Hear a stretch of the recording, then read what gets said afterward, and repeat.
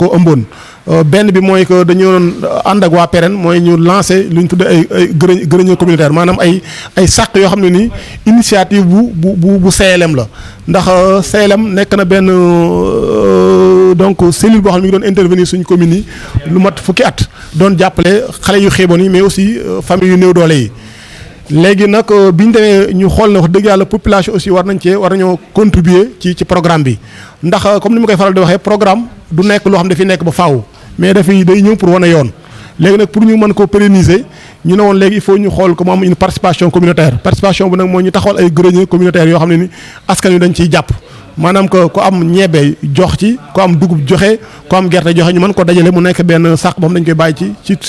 chef de village mu am benn comité boo xam ne ñoo koy gérer su ko defee am na ay femmes leaders yoo xam ne formé nañ leen ci ni ñuy transformer céréales yooyu mu nekk ay farine ñu mën ko jox xale yi loolu vraiment ci la commune bi ñoom aussi ñu jugé na aussi war nañ leen a jàppale pour que loolu mën a antu ci loolu aussi ci lañ jëlee 500000 vraiment pour que appuyer programme bi mais aussi vraiment ci la commune bi ñoom aussi ñu jugé na aussi war nañ leen a jàppale pour que loolu mën a antu ci loolu aussi ci lañ jëlee 500000 vraiment pour que appuyer programme bi mais aussi jël benn machine jàppale ko femme leader yooyu pour ñu mën ci di fabriquer donc céréales yooyu. CLM donc mooy c'est la cellule de lutte contre la malnutrition donc benn programme c'est logé au niveau donc de la présidence mais mu am benn programme bu tuddee PEREN mais fii benn kii butu africaire moom moo ONG boobu moom moo koy doxal ci suñu. réunion yi li mu ci wax mooy day dolli ndax comme ni ma la waxee ñoom PEREN ñoom dañ daan def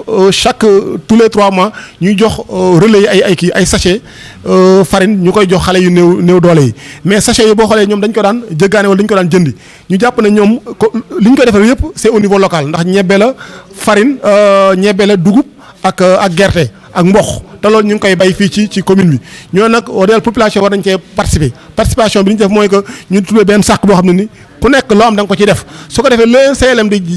joxe ñu mën ko ci dolli mais aussi bu dee ba programme bi retiré wu fekk ñoom jàng na leen mais aussi am nañ habitude bu mu mën a continuer ndax comme programme dañ ko war a pérennisation bi nag il faut que askan bi jàpp ci. voilà mutuelle de santé aussi day nekk programme boo xam ne programme président de la République mu instauré woon ay mutuelle de santé ci chaque commune loolu nag pour que mu mën a jàppale néew ji doole la ndax boo xoolee na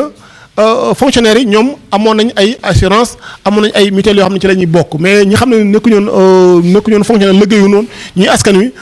dañ naan sonn ci affaire faj bi moo taxoon état bi taxoon ay mutuelle de santé léegi nag bi ñu xoolee ñun au niveau de Ndoye vraiment mutuelle bi dafa xawoon a sooxee ndax ñu ci adhésion bi dafa xawoon a faible pour que nag commune bi gën leen a jox benn suuf gën leen a jàppale ñu xalaatoon na vraiment war leen a appuyer ci leen jël na dañ war a mën a enrôler lu mat 200 nit ñoo xam ne dañ leen di cotiser mais aussi ñu adhéré leen que ñu muy 200 personnes muy 900 000 francs ñu jëlaat 100 000 francs yoo xam ne dañu koy appuyer mutuelle pour ñu mën ci fonctionner loolu dana mën a permettre vraiment que mutuelle bi mën a doxaat mais aussi jëlaat nañ engagement recruter leen benn gestionnaire boo xam ne dañ ko commune bi moo koy jël wutal contrat muy jàppale mutuelle de santé. tey moom boo xoolee comme ni nga waxee journée vraiment de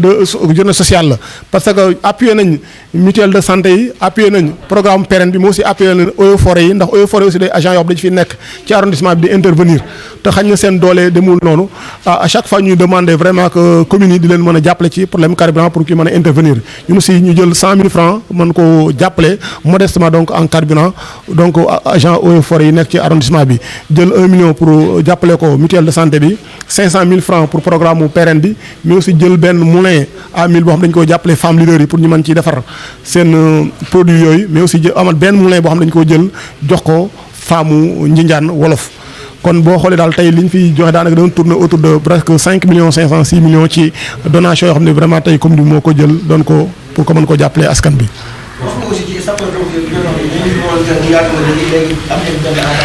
voilà loolu aussi dañ ci sant vraiment état du Sénégal ndax vraiment dégg na suñu jooy ndax boo xoolee at yëpp fu ñu daan waxee dañ naan jooy di ñaan que ñu ériger benn brigade sapeurs-pompiers ci arrondissement Darou Moussi yàlla def na loolu am na boo demee Darou Moussi tey daa nekk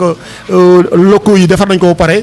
ba démarrage bi rek moo des barki démb ak le maire Darou Moussi mi ngi naan ma presque dans les mois à venir vraiment dinañ ko mën a démarrer parce que déjà ils ont déjà affecté agents yi xam ne war nañoo ñëw foofu ci ci brigade bi loolu moom vraiment